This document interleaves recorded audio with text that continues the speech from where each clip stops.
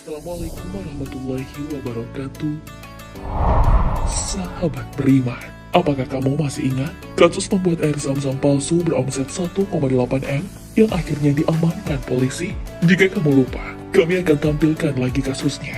Ya, antusiasme masyarakat untuk mengonsumsi air zam-zam membuat modusnya berhasil.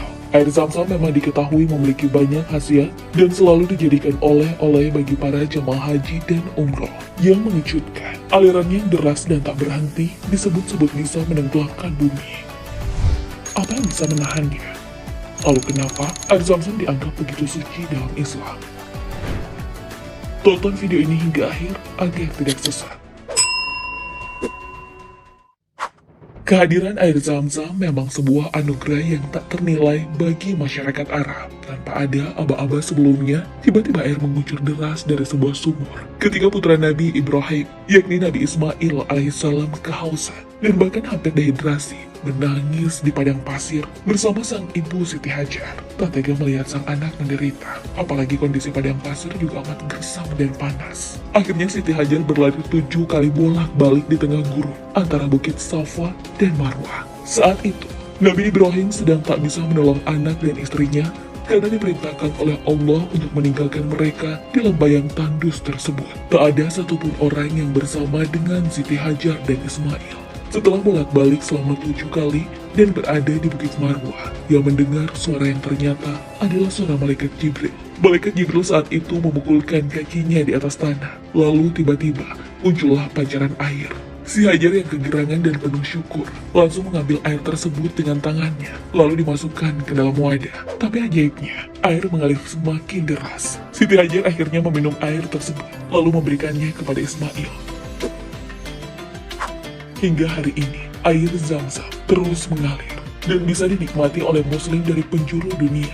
Para jamaah berbondong-bondong meminum air ini dan bahkan berusaha membawanya pulang sebagai oleh-oleh untuk keluarga di kampung, bukan tanpa alasan. Selain karena sejarahnya yang sangat dalam dan bermakna, namun air ini memang diakui sebagai air paling murni di seluruh dunia.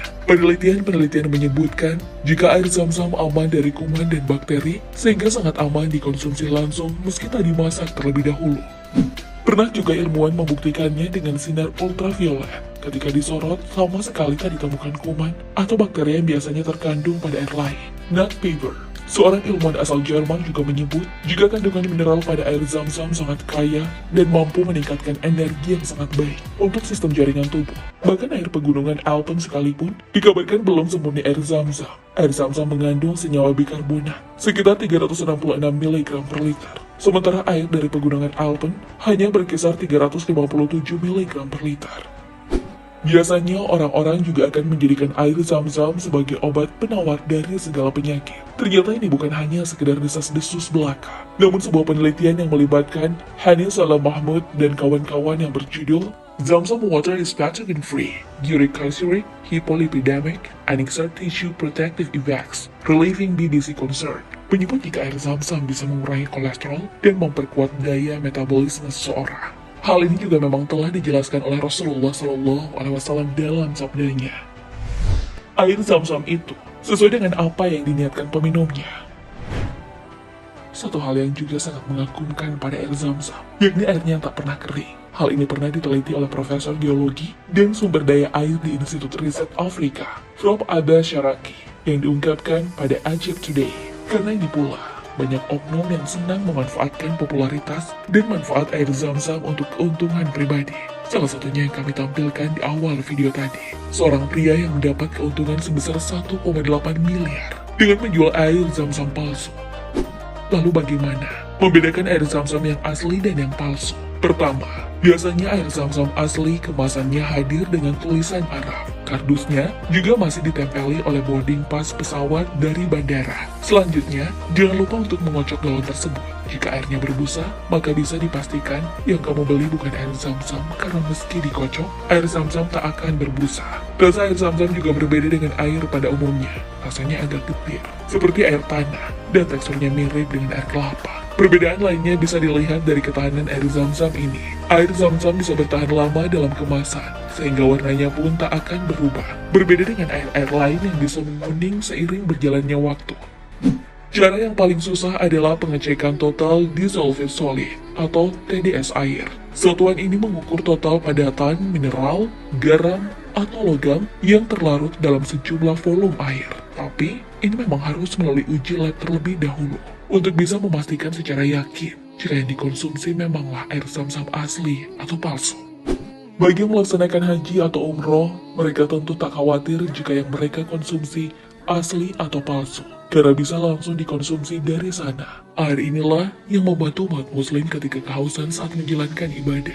Apalagi, air zam-zam memang tak pernah habis. Bayangkan saja, ratusan ribu jamaah hadir setiap masa, namun tak pernah kering. Profesor Abbas mengungkapkan, jika alasan air zam-zam terus mengalir dan tak habis-habis, karena sumurnya pun terhubung ke sumber air tanah yang terbarukan. Alhasil, sumber air ini akan sangat susah mengering, kecuali memang ada kondisi tertentu.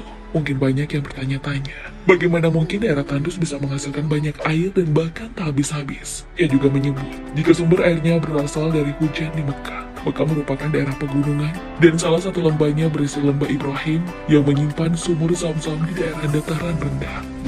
Prof juga melanjutkan, jika ada endapan sungai setinggi 14 meter disebabkan oleh air hujan di pegunungan yang jatuh ke dataran rendah dan berubah menjadi sedimen, dan proses ini tak singkat, membutuhkan waktu jutaan tahun agar terciptanya sumur zam-zam setinggi 14 meter. Di bagian paling bawah terdapat batuan yang mengumpul menyebabkan sumur tersebut memiliki kedalaman total 35 meter, sedimen 14 meter, dan 21 meter di dalam bebatuan. Penelitian lain 2013 lalu juga pernah dilakukan oleh para peneliti dari universitas di Pakistan dan Jepang. Diketahui, tepat pada lokasi sumur zam-zam berada, terdapat endapan sungai setebal 13,5 meter yang disebabkan oleh air hujan di pegunungan yang mengalir ke dataran rendah dan berubah menjadi endapan. Maka wajarlah jika air ini terus mengalir selama ribuan tahun dan telah digunakan oleh masyarakat Arab di sana. Air yang terus mengalir membuat beberapa kalangan sempat berpikir jika air zam-zam bisa saja menenggelamkan bumi. Namun tahukah kamu, keajaiban air yang bisa ditemukan pada sumur air zam-zam karena volume airnya yang dapat mengatur sesuai kebutuhan. Padahal, jika dihitung-hitung, seandainya sumur air zam-zam terus saja memancarkan air tanpa teratur, maka sudah pasti daratan bumi sudah tenggelam. Ketika sumur zam-zam dipompa tanpa henti sebanyak 8.000 liter per detik, permukaan sumurnya akan turun sampai 44 kaki di bawah permukaan tanah. Dan ketika proses memompa berhenti, anehnya, permukaan sumur ini kembali lagi pada 13 kaki di bawah tanah dalam jangka waktu 11 menit. Jika air zam-zam dipompa selama 24 jam non-stop, maka akan menghasilkan air sebanyak 690 juta liter. Dalam waktu 11 menit saja, sumur ini kembali lagi terisi penuh. Allah berkuasa, bisa mengontrol sumur zam-zam agar volume airnya tidak berlebihan. Masya Allah. Sahabat beriman, pernahkah kamu merasakan kesegaran air zam-zam sebelumnya? Allahu a'lam bishawab. Wassalamualaikum warahmatullahi wabarakatuh.